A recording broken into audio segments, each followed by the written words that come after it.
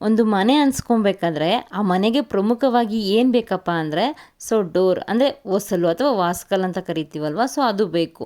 ಆ ವಾಸ್ಕಲು ಅಥವಾ ಓಸಲು ಅಥವಾ ನಾವು ಮೈಂಡನ್ನು ಎಷ್ಟು ಚೆನ್ನಾಗಿ ನೋಡ್ಕೊತೀವೋ ಅಷ್ಟು ಪ್ರಶಾಂತತೆಯಿಂದ ಜೊತೆಗೆ ನೆಮ್ಮದಿಯಾಗಿ ನಮ್ಮ ಮನೆ ಇರುತ್ತೆ.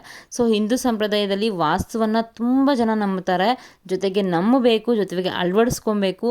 ಸೊ ಜೊತೆಗೆ ನಮ್ಮ ಹಿಂದೂ ಸಂಪ್ರದಾಯದಲ್ಲಿ ದೇವರಿಗೆ ತುಂಬ ತುಂಬ ಪ್ರಾಮುಖ್ಯತೆಯನ್ನು ಕೊಡ್ತಾರೆ. ಜೊತೆಗೆ ಆ ಒಂದು ನಿಯಮಗಳನ್ನು ನೀತಿಗಳನ್ನು ಅನುಸರಿಸಿ ಆ ಪೂಜೆಯನ್ನು ಮಾಡ್ಕೊತಿರ್ತಾರೆ. ಸೊ ಹಾಗಾಗಿ ನಾನಿವತ್ತು ಒಂದು ಕನ್ಸ್ಟ್ರಕ್ಷನ್ ರಿಲೇಟೆಡ್ ವಿಡಿಯೋಸ್ದಲ್ಲೇ ವಾಸ್ತು ಪ್ರಕಾರ ಮೈಂಡೂರನ್ನು ಹೇಗಿಡ್ತಾರೆ ಅಂದರೆ ವಾಸ್ಕಲನ್ನು ಹೇಗಿಡ್ತಾರೆ ಅಂತ ನಾನು ವಿಡಿಯೋದಲ್ಲಿ ಶೇರ್ ಮಾಡ್ಕೊತಾ ಇದ್ದೀನಿ. ಯಾರು ಫಸ್ಟ್ ಟೈಮ್ ವಿಡಿಯೋವನ್ನು ನೋಡ್ತಿದ್ರೆ ಪ್ಲೀಸ್ ಸಬ್ಸ್ಕ್ರೈಬ್ ಮಾಡ್ಕೊಳ್ಳಿ, ಹಾಗೆ ವಿಡಿಯೋಗೊಂದು ಲೈಕ್ ಮಾಡಿ ಅಂತ ಹೇಳ್ತಾ, ಸೊ ನೀವು ಮಾಡ್ತಕ್ಕಂಥ ಒಂದು ಲೈಕಿಂದ ಯಾರಾದರೂ ಹೊಸ ಮನೆ ಕಟ್ತಿದ್ರೆ ಅವರು ವಾಸ್ಕಲ್ ಪೂಜೆಯನ್ನು ಮಾಡಿದ್ರೆ ಸೊ ಅವರಿಗೆ ಒಂದು ಇನ್ಫಾರ್ಮೇಷನ್ ಸಿಗುತ್ತೆ. ಸೊ ಹಾಗಾಗಿ ನೀವೊಂದು ಲೈಕನ್ನು ಮಾಡಿ, ಓಕೆನಾ. ಸೊ ಇಷ್ಟ ಆದರೆ ಒಂದು ಕಮೆಂಟನ್ನು ಮಾಡಿ ಹೇಗೆ ಅನಿಸ್ತು ಅಂತ. ಸೊ ಸಾಕಷ್ಟು ಜನ ಕನ್ಸ್ಟ್ರಕ್ಷನ್ ಬಗ್ಗೆ ವಿಡಿಯೋಸ್ ಮಾಡಿ ಸೊ ಮನೆ ಎಲ್ಲಿ ತನಕ ಬಂತು ಅಂತ ಕೇಳ್ತಾ ಇದ್ದೀರಾ.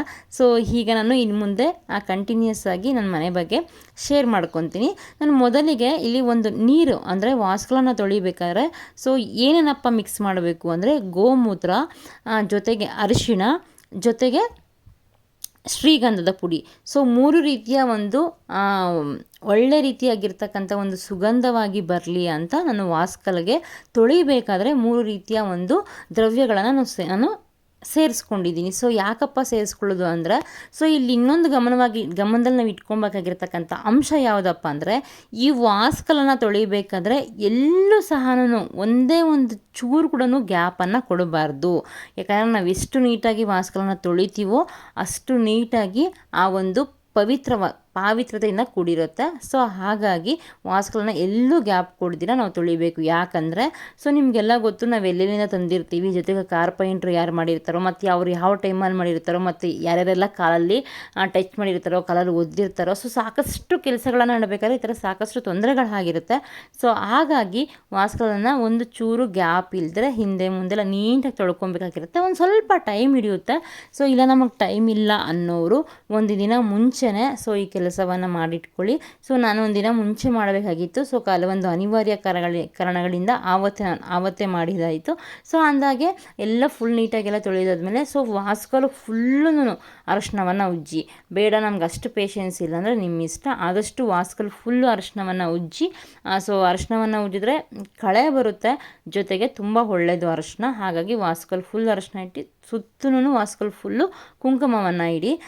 ಜೊತೆಗೆ ಹೂವು ನಿಮ್ಗೆ ಯಾವ್ದು ಇಷ್ಟ ಆಗುತ್ತೋ ಆ ಹೂವನ್ನು ಇಡಿ. ಇಲ್ಲಿ ಸ್ವಸ್ತಿಕನ್ನು ಬರೀತಿದ್ದಾಳೆ ನನ್ನ ಸ್ಟೂಡೆಂಟು. ಸೊ ಸ್ವಸ್ತಿಕನ್ನು ಬರೆದಾದ್ಮೇಲೆ ಹೂವು ಜಾಸ್ತಿ ಇದ್ದರೆ ಜಾಸ್ತಿ ಇಡಿ, ಕಡಿಮೆ ಇದ್ದರೆ ಕಮ್ಮಿ ಇಡಿ, ಅದು ನಿಮ್ಮ ಇಷ್ಟ. ಸೊ ಇಷ್ಟೇ ಬೇಕು ಅಂತ ಎಲ್ಲೂ ರೂಲ್ಸ್ ಇಲ್ಲ. ಸೊ ನಮಗೆ ಎಷ್ಟು ಯೋಗ್ಯತೆ ಇರುತ್ತೋ ಅಷ್ಟನ್ನು ದೇವರಿಗೆ ಇಟ್ಟರೆ ಸಾಕು. ಇದು ನನ್ನ ಅಭಿಪ್ರಾಯ. ಇನ್ನು ವಾಸ್ಕಲ್ ಪೂಜೆಗೆ ಏನೇನೆಲ್ಲ ಬೇಕು ಅಂತ ಯೋಚನೆ ಹೇಳೋಕ್ಕೋದ್ರೆ ಸೊ ಗಂಧಿಗೆ ಅಂಗಡಿಯಲ್ಲಿ ಹೋಗಿ ಕೇಳಿದ್ರೆ ಅವ್ರು ಎಲ್ಲ ಒಂದು ಮೆಟೀರಿಯಲ್ಸನ್ನು ಅಂದರೆ ವಾಸ್ಕಲ್ ಪೂಜೆಗೆ ಏನೇನು ಬೇಕು ಎಲ್ಲ ಅವರೇ ಕೊಟ್ಬಿಡ್ತಾರೆ. ಸೊ ನೆಕ್ಸ್ಟ್ ಆಯಿತು, ಅರಿಶಿನ ಕುಂಕುಮ ಎಲ್ಲ ಇಟ್ಟಿದ್ದಾಯಿತು. ಈಗ ಹೊಸಲಿಗೆ ರಂಗೋಲಿಯನ್ನು ಹಾಕ್ತಾ ಇದ್ದೀನಿ. ಸೊ ರಂಗೋಲಿ ಅನ್ನೋದು ಕೂಡ ತುಂಬ ಇಂಪಾರ್ಟೆಂಟ್ ಅಲ್ವಾ. ಸೊ ರಂಗೋಲಿಯನ್ನು ಹಾಕಬೇಕಾದ್ರೆ ನಾನಿಲ್ಲಿ ಲೋಟಸ್ ಅಂದರೆ ತಾವರೆ ಹೂವಿನ ಒಂದು ಡಿಸೈನನ್ನು ಹಾಕ್ತಿದ್ದೀನಿ. ಯಾಕೆ ಅಪ್ಪ ಅಂದರೆ ಸೊ ನಮಗೆ ಗೊತ್ತು, ಹೊಸ್ತಲು ಅನ್ನೋದು ಲಕ್ಷ್ಮಿಯ ಸಂಕೇತ. ಆ ಲಕ್ಷ್ಮಿಗೆ ತಾವರೆ ಹೂವು ಅಂದರೆ ತುಂಬ ಇಷ್ಟ. ಹಾಗಾಗಿ ನಾನು ಒಂದು ತಾವರೆ ಹೂವಿನ ರಂಗೋಲಿಯನ್ನು ಫಸ್ಟ್ ಟೈಮ್ ಹಾಕ್ತಾ ಇರೋದು. ಸೊ ಇದು ತುಂಬ ಒಂದು ಶುಭದ ಸಂಕೇತ ಅಲ್ವಾ, ಹಾಗಾಗಿ ಈ ಥರನೇ ಹಾಕ್ತಾಯಿದ್ದೀನಿ. ಮತ್ತು ಕೆಲವೊಬ್ರು ಏನು ಮಾಡ್ತಾರೆ, ಈ ವಾಸ್ಕಲ್ ಪೂಜೆಯನ್ನು ಇನ್ನೂ ಸ್ವಲ್ಪ ಡಿಫ್ರೆಂಟಾಗಿ ಮಾಡ್ತಾರೆ. ಫಸ್ಟ್ ಎಲ್ಲ ವಾಸ್ಕಲನ್ನು ಇಟ್ಟುಬಿಟ್ಟು ಆಮೇಲೆ ಪೂಜೆ ಮಾಡ್ತಾರಂತೆ. ಬಟ್ ಇಲ್ಲಿ ನಾವು ಫಸ್ಟ್ ಒಂದು ಸಪ್ರೇಟಾಗಿ ಇಟ್ಬಿಟ್ಟು ಪೂಜೆ ಮಾಡ್ತಿರೋದು. ಆಮೇಲೆ ಇನ್ನೊಂದು ಗಮನದಲ್ಲಿ ಇಟ್ಕೊಳ್ಬೇಕಾಗಿರೋ ಅಂಶ, ಕೆಲವರು ವಾಸ್ಕಲನ್ನ ಮಲಗಿಸ್ಬಿಟ್ಟಿರ್ತಾರೆ. ಸೊ ದಯವಿಟ್ಟು ವಾಸ್ಕಲನ್ನು ಮಲಗಿಸ್ಬಾರ್ದು ಯಾವುದೇ ಕಾರಣಕ್ಕೂ. ಈ ಥರ ಹೈಟಾಗೆ ಇದ್ದು ಸ್ವಲ್ಪ ಕಷ್ಟ ಆಗುತ್ತೆ ತೊಳೆಯೋಕ್ಕೆಲ್ಲ, ಆದ್ರೂ ಪರವಾಗಿಲ್ಲ, ನಿಲ್ಲಿಸ್ಬಿಟ್ಟೆ ವಾಸ್ಕಲನ್ನು ಕ್ಲೀನ್ ಮಾಡ್ಕೊಳ್ಳಿ. ಇವಾಗ ರಂಗೋಲಿ ಆಯಿತು, ಜೊತೆಗೆ ಇವಾಗ ಹೂವನ್ನು ಇಡ್ತಿದ್ದಾರೆ. ಸೊ ಇದು ನನ್ನ ಸ್ಟೂಡೆಂಟು. ಸೊ ಇಬ್ಬರು ಕೂಡ ಶೇರ್ ಮಾಡಿಕೊಂಡು ನಾವೇನು ಮಾಡ್ತಾಯಿದ್ವಿ, ಪೂಜೆಗಳಿಗೆ ಎಲ್ಲ ರೆಡಿ ಮಾಡ್ಕೊತಾ ಇದ್ದೀವಿ. ಇನ್ನು ನೆಕ್ಸ್ಟ್ ಪ್ರೊಸೆಸ್ ಏನಪ್ಪ ಅಂದರೆ ಒಂದು ಅರಿಶಿನ ಬಟ್ಟೆಗೆ ನವಧಾನ್ಯಗಳನ್ನು ನಾವೇನು ಮಾಡ್ತಾಯಿದ್ದೀವಿ, ಹಾಕ್ತಾಯಿದ್ದೀವಿ. ಎಲ್ಲ ರೀತಿಯ ನವಧಾನ್ಯಗಳನ್ನು ಸ್ವಲ್ಪ ತೊಗೊಂಡು ಹಾಕ್ತಿದ್ದೀವಿ. ನಿಮಗೆ ಗೊತ್ತು, ಧಾನ್ಯ ಅಂದರೆ ಇವಾಗ ಫಾರ್ ಎಕ್ಸಾಂಪಲ್ ಗೋಧಿ ಅಂದ್ಕೊಳ್ಳಿ, ಆ ಗೋಧಿ ಒಡೆದಿರಬಾರ್ದು, ಅಂದರೆ ಚೂರಿರಬಾರ್ದು. ಮತ್ತು ಎಳ್ಳು, ಗೋಧಿ ಮತ್ತು ಕಡಲೆ ಇದೆಲ್ಲಗಳನ್ನು ಬೇಳೆ ಆಗಿರಬಾರ್ದು. ಸೊ ಅಂದರೆ ಅದು ತುಂಡಾಗಿರಬಾರ್ದು, ಪೀಸ್ ಆಗಿರಬಾರ್ದು.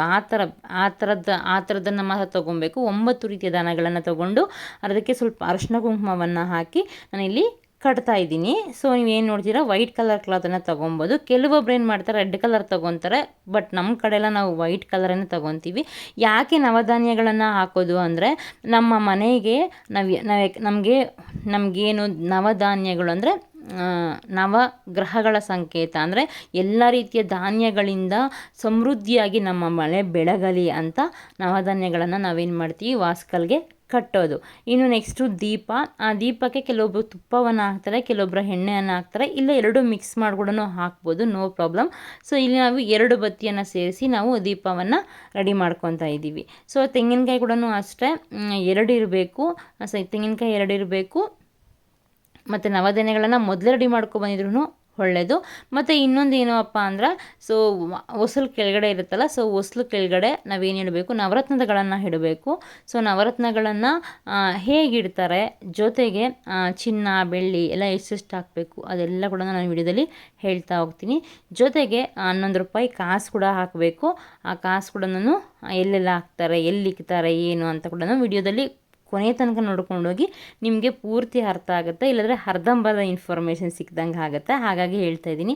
ಸೊ ಅಲ್ಲಿ ಆಗಾಗಲೇ ಟೈಮ್ ಆಗಿಬಿಟ್ಟಿತ್ತು. ಅದಕ್ಕೆ ಬೇಗ ನಾವೆಲ್ಲಿ ವಾಸ್ಕಲ್ ಇಡ್ತೀವಲ್ವ ಅಲ್ಲಿ ವಾಸ್ಕಲ್ ಇಡೋದಕ್ಕಿಂತ ಮುಂಚೆ ಅರಶಿನ ಕುಂಕುಮವನ್ನು ಇಟ್ಟು ಸೊ ರಂಗೋಲಿಯನ್ನು ಹಾಕಬೇಕು. ಹಾಗಾಗಿ ನಾನು ಬೇಗ ಅರಶಿನ ಕುಂಕುಮವನ್ನು ಇಟ್ಟು ರಂಗೋಲಿಯನ್ನು ಹಾಕ್ತಾಯಿದ್ದೀನಿ.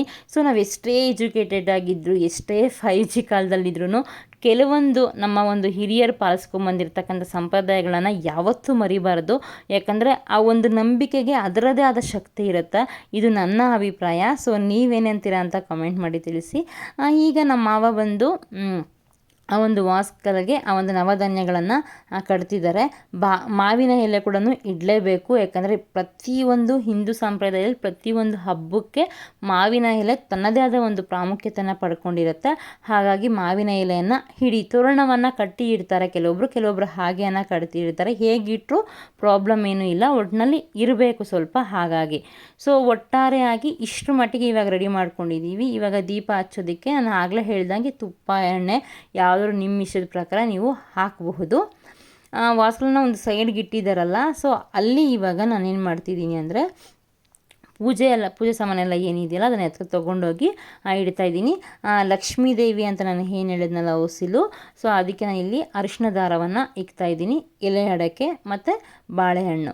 ಸೊ ಇಷ್ಟನ್ನು ಇಟ್ಟು ಇಲ್ಲಿ ನಾನು ಪ್ರಮುಖವಾಗಿ ಏನು ಇಟ್ಟಿದ್ದೀನಪ್ಪ ಅಂದರೆ, ಒಂದು ವಿಗ್ರಹ, ಚಿಕ್ಕ ವಿಗ್ರಹ ಆಗಿರ್ಬೋದು ಅಥವಾ ಒಂದು ಚಿಕ್ಕದು ಗಣೇಶ ಯಾವ್ದಾದ್ರು ನಿಮ್ಮ ಮನೇಲಿ ಇದ್ದರೆ, ಬೆಳ್ಳಿ ನಾಣ್ಯದಲ್ಲಿದ್ದರೆ ಆ ಗಣೇಶನಿಗೆ ಆ ಪೂಜೆಯಲ್ಲಿ ಮಾಡಿದಾಗ ಫಸ್ಟು ಪೂಜೆ ಗಣಪತಿಗೆ ಅಲ್ವಾ, ಆ ಗಣೇಶನಿಗೆ ಫಸ್ಟು ನೀವು ಪೂಜೆಗೆ ಇಡಿ. ನಾನು ಇಲ್ಲಿ ನೋಡಿ ಕಾಯಿನ್ ಇಡ್ತಾ ಇದ್ದೀನಿ, ನೀವೇನು ಅಬ್ಸರ್ವ್ ಮಾಡ್ತಿದ್ದೀರಲ್ವ, ಅದು ಗಣೇಶದ ಕಾಯಿನು, ಬೆಳ್ಳಿ ಕಾಯಿನು. ನೆಕ್ಸ್ಟು ನವರತ್ನಗಳೇನಿದೆಯಲ್ಲ ಆ ನವರತ್ನಗಳು ಮತ್ತು ಚಿನ್ನ, ಬೆಳ್ಳಿ ಮತ್ತು 11 ರೂಪಾಯಿ ಕಾಸು. ಸೊ ಇದಿಷ್ಟು ಕೂಡ ಅಲ್ಲಿ ಪೂಜೆಗೆ ಇಡಬೇಕು. ಅರ್ಥ ಆಯ್ತಲ್ವಾ? ಆ ಪೂಜೆಗೆ ಹಿತ್ತಾಳೆ ಅಂದರೆ ಇಲ್ಲಿ 5 ರೂಪಾಯಿ ಕಾಯಿನ್ ಇರುತ್ತಲ್ಲ, ನಮ್ಮ ನೋಡ್ತಿರ್ತೀವಲ್ಲ 5 ರೂಪಾಯಿ ಕಾಯಿನು, ಆ 5 ರೂಪಾಯಿ ಕಾಯಿನ್ ಹಾಕಿದ್ರೂ ತುಂಬ ಒಳ್ಳೆಯದು. ಇಲ್ಲಿ ನೆಕ್ಸ್ಟು ಆ ಕಡೆ ಒಂದು ಈ ಕಡೆ ಒಂದು ದೀಪ ಹಚ್ಚಬೇಕಿತ್ತು. ಬಟ್ ಅಲ್ಲಿ ತುಂಬ ಗಾಳಿ ಇರೋದ್ರಿಂದ ಒಂದೇ ಕಡೆ ದೀಪವನ್ನು ಇಟ್ಟಿದ್ದಾಯಿತು. ಒಟ್ಟಾರೆ ಜೋಡಿ ದೀಪವನ್ನು ಇಡಬೇಕು. ಸೊ ಜೋಡಿ ದೀಪವನ್ನೆಲ್ಲ ಇಟ್ಟಿದ್ದಾದ್ಮೇಲೆ ಇಲ್ಲಿ ನೀವೇನು ನೋಡ್ತಿದ್ದೀರಲ್ವ, ಸೊ ನಾನಿಲ್ಲಿ ಚಿನ್ನ ಬೆಳ್ಳಿಯನ್ನು ಅದನ್ನೆಲ್ಲ ತೊಗೊಂಡು ಅದೆಲ್ಲ ಪೂಜೆಗೆ ಇಡಬೇಕು. ಕೆಲವೊಬ್ರು ಹೇಳ್ತಾರೆ ವಾಸ್ಕಲೆಲ್ಲ ಇಟ್ಟಿದ್ದಾದಮೇಲೆ ಅದನ್ನು ಇದು ಮಾಡ್ಬೋದು ಅಷ್ಟೇ ಅಂತ. ಇಲ್ಲ, ಫಸ್ಟ್ ಇಲ್ಲಿ ಪೂಜೆ ಆದಮೇಲೆ ಅಲ್ಲಿ ತೊಗೊಂಡೋಗ್ಬೇಕು. ಯಾಕಂದರೆ ಕೆಲವೊಂದು ಪೂಜೆ ಮಾಡೋ ವಿಧಾನಗಳನ್ನು ನಾವು ಮೊದಲೇ ತಿಳ್ಕೊಂಡು ಮಾಡೋದು ತುಂಬ ಉತ್ತಮ ಅನಿಸುತ್ತೆ. ಸೊ ನಾನು ಮಾಡೋದಕ್ಕಿಂತ ಮುಂಚೆ ಸುಮಾರು ಸಲ ತಿಳ್ಕೊಂಡು ಮಾಡಿದ್ದು. ಸೊ ಹಾಗಾಗಿ ನೀವು ಕೂಡ ಈ ತಪ್ಪು ಮಾಡಬಾರ್ದಲ್ವ. ಸೊ ಹಾಗಾಗಿ ನಾನು ನಿಮಗೆ ಹೇಳ್ತಾ ಇದ್ದೀನಿ ಅಷ್ಟೇ. ಸೊ ದೀಪ ಹಚ್ಚಿದ ಆಯಿತು. ಸೊ ದೀಪ ಹಚ್ಚಿದ ಆದಮೇಲೆ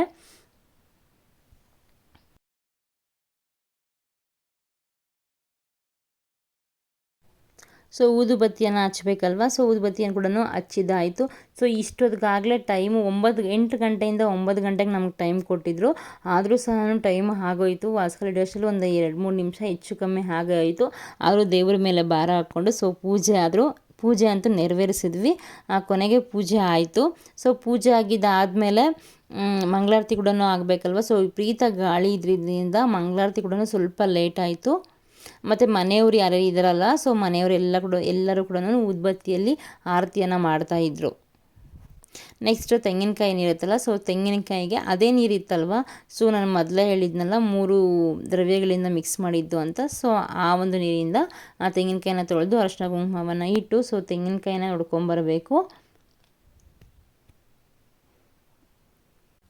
ಸೊ ಈ ಥರ ನಾವು ಮೊದಲೇ ವಾಸ್ಕಲನ್ನು ಇಡೋದಕ್ಕಿಂತ ಮುಂಚೆ ಈ ಥರವನ್ನು ಪೂಜೆಯನ್ನು ಮಾಡ್ತೀವಿ. ಫ್ರೆಂಡ್ಸ್, ನಿಮ್ಮ ಕಡೆ ಎಲ್ಲ ಇದೇ ಥರ ಪೂಜೆ ಮಾಡ್ತಾರಾ? ಸೊ ಇದಕ್ಕಿಂತ ಡಿಫ್ರೆಂಟಾಗಿ ಮಾಡಿಸ್ತಾರಾ, ಅಥವಾ ನೀವೇ ಮಾಡಿಸಿಲ್ವಾ, ಅಥವಾ ಐನೋರನ್ನ ಕರೆಸಿ ಮಾಡಿಸ್ತೀರಾ ಅಂತ ಕೂಡ ನನಗೆ ಕಮೆಂಟ್ ಮಾಡಿ ತಿಳಿಸಿ. ನಮ್ಮ ಕಡೆ ಎಲ್ಲ ನಾವೇ ಮಾಡ್ತೀವಿ. ಮತ್ತು ಮುತ್ತೈದೆಯರನ್ನು ಒಂದು 3 ಮುತ್ತೈದೆಯರನ್ನು ಅಥವಾ 5 ಜನ ಮುತ್ತೈದೆಯರನ್ನು ಕರೆಸಿ ಅರಿಶಿನ ಕುಂಕುಮ ಕೂಡ ನಮ್ಮ ಕಡೆ ಕೊಡ್ತಾರೆ.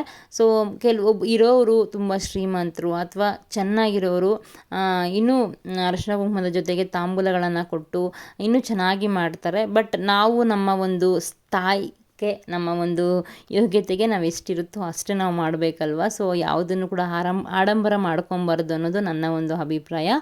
ನೀವೇನಂತೀರಾ ಅಂತ ಕಮೆಂಟ್ ಮಾಡಿ ತಿಳಿಸಿ, ಓಕೆನಾ. ಸೊ ಒಟ್ಟಾರೆಯಾಗಿ ಮಂಗಳಾರತಿ ಅಂತೂ ಮಾಡಿದ್ದು ಆಯಿತು. ಅಷ್ಟೊತ್ತಿಗಾಗಲೇ ಟೈಮ್ ಆಗಿರೋದ್ರಿಂದ ಬೇಗ ಬೇಗ ಮಾಡಿ ಅಂತ ಹೇಳ್ತಾಯಿದ್ರು. ಕೆಲವೊಂದು ವಿಚಾರಗಳೇ ಹಾಗೆ, ಆತರ ಪಟ್ಟರೆ ಇನ್ನೂ ಜಾಸ್ತಿ ಕೈ ನಡುಕ ಆಗಿಬಿಡುತ್ತೆ ಅಲ್ವಾ, ಇನ್ನೂ ಎಷ್ಟು ಬೇಗ ಮಾಡೋದು ಅಂತ. ಸೊ ನನಗೂ ಕೂಡ ಅದೇ ರೀತಿಯ ಒಂದು ಅನುಭವ ಆಯಿತು. ಸೊ ಎಲ್ಲರಿಗೂ ಮಂಗಳಾರತಿಯನ್ನು ಕೊಟ್ಟು, ಮೇಸ್ತ್ರಿಗೆ ಮತ್ತು ಕೆಲಸದವ್ರಿಗೆ ಮತ್ತು ಮುತ್ತೈದರಿಗೆ ಎಲ್ಲರಿಗೂ ಮಂಗಳಾರತಿಯನ್ನು ಕೊಟ್ಟು ಕೊನೆಗೆ ಏನು ಮಾಡಿದ್ರು ಅಂದರೆ ವಾಸ್ಕಲನ್ನು ಎಲ್ಲರೂ ಕೂಡ ಹಿಡಿದು ಮೇಲಕ್ಕೆ ಇಡ್ತಾರೆ. ಸೊ ಅದು ಮುಂದೆ ವಿಡಿಯೋದಲ್ಲಿ ಬರುತ್ತೆ, ನೀವೇ ನೋಡ್ತಾ ಇರಿ, ಓಕೆನಾ. ಕೊನೆಗೆ ಪೂಜೆ ಎಲ್ಲ ಆಯಿತು. ಸೊ ಪೂಜೆ ಆಗಿದ್ದಾದಮೇಲೆ ಇವಾಗ ವಾಸ್ಕಲನ್ನು ಇಡಬೇಕಲ್ವ, ಎಲ್ಲರೂ 3 ಮುತ್ತೈದೆಯರನ್ನು ಕರೆಸ್ಬಿಟ್ಟು ಅವರು ಫಸ್ಟು ಒಂದು ಚೂರು ಕದಲಿಸ್ಬೇಕು ಅಂತ ಹೇಳ್ತಾರೆ. ಹಾಗಾಗಿ ನಾವು 3 ಮುತ್ತೈದೆಯರು ಸೇರಿಕೊಂಡು ಆ ವಾಸ್ಕಲನ್ನ ಒಂದು ಚೂರು ಕದಲಿಸಿದ್ವಿ. ಈ ವಿಪರೀತ ತೂಕ ಇರುತ್ತೆ, ಹಾಗಾಗಿ ಅವರು ಸ್ವಲ್ಪವನ್ನು ಕದಲಿಸಿ ಅಂತ ಹೇಳಿದ್ರು. ಹಾಗಾಗಿ ನಾವು 3 ಕದಲಿಸಿದ್ವಿ. ಅದಕ್ಕಿಂತ ಮುಂಚೆ ಅಲ್ಲಿ ಏನಿರುತ್ತಲ್ವ, ಸೊ ಅದನ್ನೆಲ್ಲ ತೆಗೆದು ಪಕ್ಕಕ್ಕೆ ಇಡಿ ಅಂತ ಹೇಳಿದ್ರು. ಹಾಗಾಗಿ ಇವಾಗ ನಾವು 3 ಸೇರಿಕೊಂಡು ಒಂದು ಚೂರು ಅಂದರೆ ಮುತ್ತೈದೆಯರು 3 ಸೇರಿಕೊಂಡು ವಾಸ್ಕಲನ್ನು ಕದಲಿಸಿದ್ವಿ. ಜೊತೆಗೆ ನಮ್ಮ ಮಾವ ಕೂಡ ಇದ್ದರು. ಆ 3 ಕೈಯಲ್ಲಿ ಆಗಲಿಲ್ಲ ಅಂದ್ಬಿಟ್ಟು ಆಮೇಲೆ ಎಲ್ಲರೂ ಬಂದು ಒಂದು ಚೂರು ಕದಲಿಸಿ ಇಕ್ಕಿದ್ವಿ. ಇದು ಒಂದು ಶುಭದ ಸಂಕೇತ ಅಲ್ವಾ, ಹಾಗಾಗಿ ನಾವು ಈ ಥರ ಮಾಡಿದ್ವಿ. ಮತ್ತು ಕೆಲವೊಬ್ಬರು ವಾಸ್ಕಲ್ ಪಕ್ಕನೇ ಕಿಟಕಿಯನ್ನು ಇಕ್ಸಿರ್ತಾರೆ. ಸೊ ಅದು ನನಗೆ ಯಾಕೋ ಪರ್ಸ್ನಲಿ ತುಂಬ ಇಷ್ಟ ಆಗಲಿಲ್ಲ. ಹಾಗಾಗಿ ನಾನು ಇದೇ ಥರನೇ ಸಿಂಗಲ್ಲಾಗಿ ನಾವು ಇರಲಿ ಅಂದ್ಬಿಟ್ಟು ಇದೇ ಥರನೇ ಇಕ್ಸಿರೋದು. ಆಮೇಲೆ ಚೂರು ಕದಲಿಸಿ ಇಟ್ಟಿದ್ದಾದಮೇಲೆ ಸೊ ಅವ್ರು 3 ಸೇರಿಕೊಂಡು ಇನ್ನು ಹೇಗೆ ಬೇಕೋ ಹಾಗೆ ಕರೆಕ್ಟ್ ಮೆಜರ್ಮೆಂಟ್ ತೊಗೊಂಡು ಅವರು ಇಡ್ತಾಯಿದ್ರು. ನಮಗೆ ಆವಾಗಲೇ ಗೊತ್ತಾಗಿದ್ದು ವಾಸ್ಕಲ್ ಇಷ್ಟೊಂದು ತೂಕ ಇರುತ್ತೆ ಅಂತ.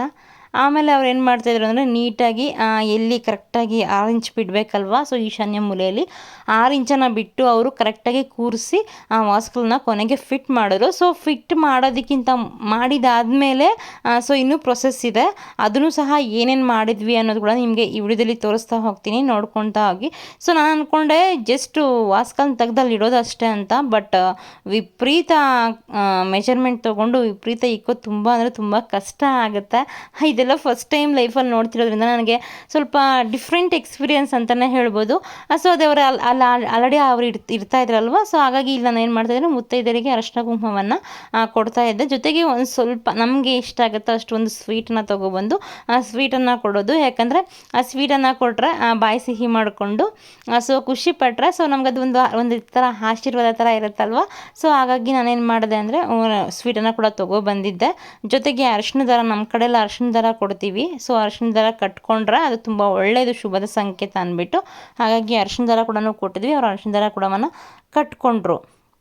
ಸೊ ನಮ್ಮ ಕೈಯಲ್ಲಿ ಎಷ್ಟಾಗುತ್ತೋ ಅಷ್ಟು ತಾಂಬೂಲವನ್ನು ಕೊಟ್ಟರೆ ಸೊ ಇದಿಷ್ಟು ವಾಸ್ತು ಪ್ರಕಾರ ಕಂಪ್ಲೀಟ್ಲಿ ವಾಸ್ಕಲ್ ಪೂಜೆ ಅಂದರೆ ಮೈಂಡ್ ಅವ್ರ ಪೂಜೆ ಹೇಗೆ ಮಾಡೋದು ಅನ್ನೋದು ಇದಿಷ್ಟೇ ಕಂಪ್ಲೀಟಾಗಿರ್ತಕ್ಕಂಥ ಒಂದು ವಿಡಿಯೋ.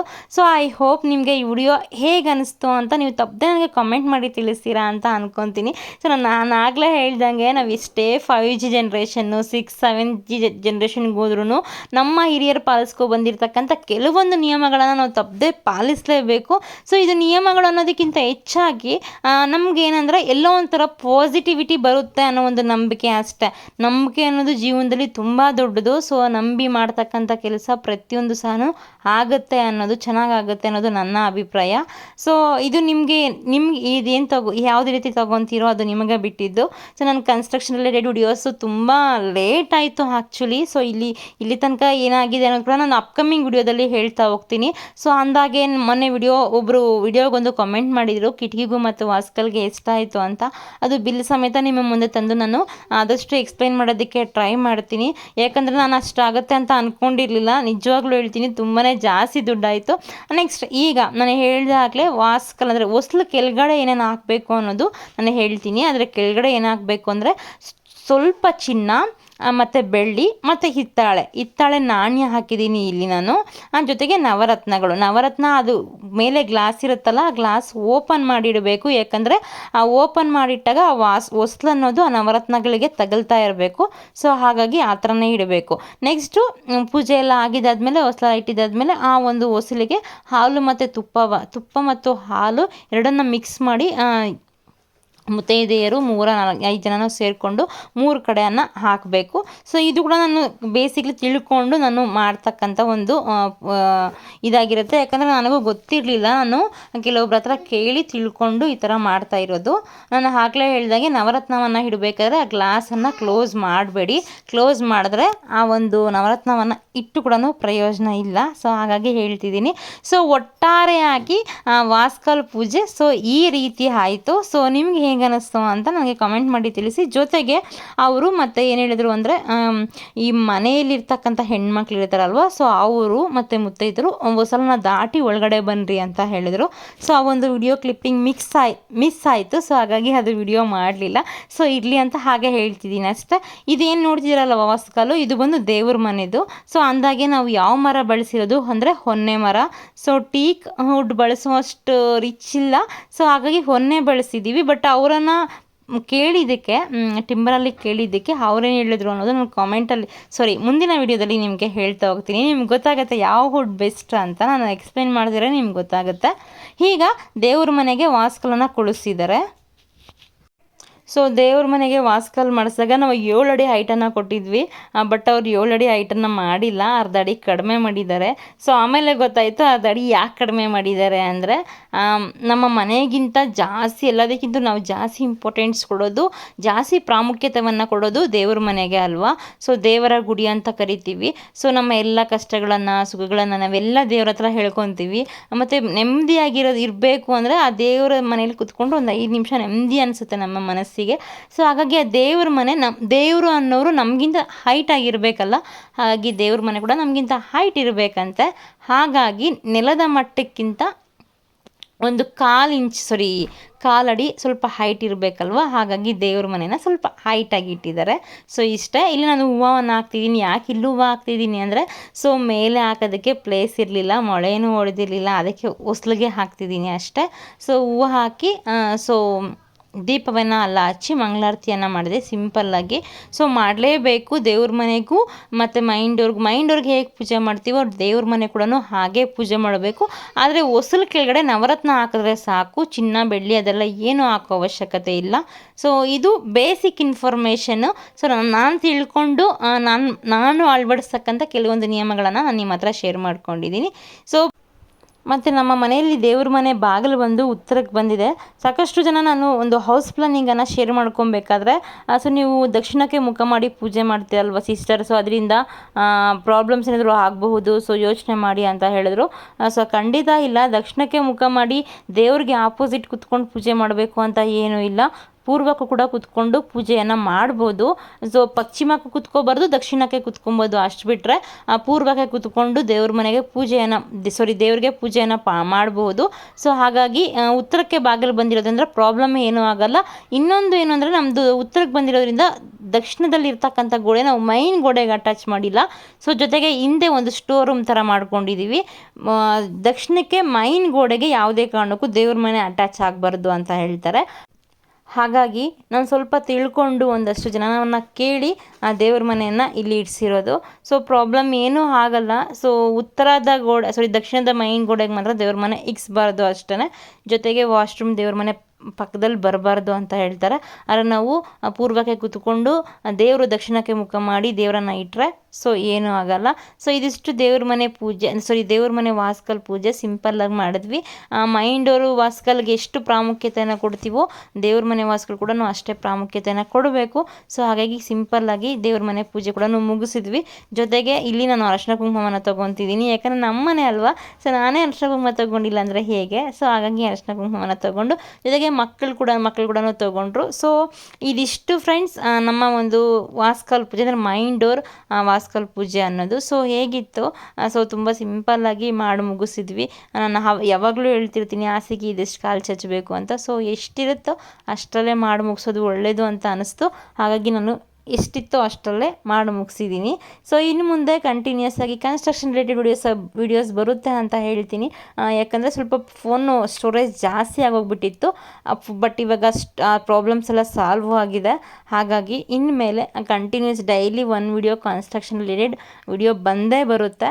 ಸೊ ಹಾಗಾಗಿ keep watching and keep support ಅಂತ ಹೇಳ್ತಾ, ನಿಮ್ಮ ಸಪೋರ್ಟ್ ಯಾವಾಗಲೂ ಹೀಗೆ ಇರಬೇಕು. ಆದಷ್ಟು ಬೇಗ ನಾನು ಹೊಸ ಮನೆಗೆ ಹೋಗಬೇಕು ಅಂತ ನೀವೆಲ್ಲರೂ ನನಗೆ ಆಶೀರ್ವಾದ ಮಾಡಬೇಕು. ತಪ್ಪದೆ ಆ ವಿಡಿಯೋ ಹೇಗಿರ್ತದ ನನಗೆ ಕಮೆಂಟ್ ಮಾಡಿ ತಿಳಿಸಿ. ಕನ್ಸ್ಟ್ರಕ್ಷನ್ ರಿಲೇಟೆಡ್ ಯಾವ ವಿಡಿಯೋಸ್ ಬೇಕು ಅಂತ ಕೂಡ ನನಗೆ ಕಮೆಂಟ್ ಮಾಡಿ ತಿಳಿಸಿ. ಐ ಹೋಪ್ ನಾನು ಆ ವಿಡಿಯೋವನ್ನು ಮಾಡೋದಕ್ಕೆ ಟ್ರೈ ಮಾಡ್ತೀನಿ ಅಂತ ಹೇಳ್ತಾ ಮುಂದಿನ ವಿಡಿಯೋದಲ್ಲಿ ಮತ್ತೆ ಸಿಗ್ತೀನಿ. ಎಲ್ರಿಗೂ ಒಳ್ಳೆಯದಾಗಲಿ. ಸೊ ಎಲ್ಲರೂ ಸಹ ನಿಮ್ಮ ಕನಸಿನ ಮನೆಗಳನ್ನು ಕಟ್ಕೊಂಡು ನೆಮ್ಮದಿಯಾಗಿರಿ ಅಂತ ಹೇಳ್ತಾ ವಿಡಿಯೋವನ್ನು ಮುಗಿಸ್ತಿದ್ದೀನಿ. ಮತ್ತೊಂದು ಕನ್ಸ್ಟ್ರಕ್ಷನ್ ವಿಡಿಯೋದಲ್ಲಿ ಮತ್ತೆ ನಿಮಗೆ ಮುಂದೆ ಸಿಗ್ತೀನಿ ಅಂತ ಹೇಳ್ತಾ ವಿಡಿಯೋನ ಮುಗಿಸ್ತೀನಿ. ಎಲ್ಲರಿಗೂ ಒಳ್ಳೆಯದಾಗಲಿ. ಬಾಯ್, ಟೇಕ್ ಕೇರ್.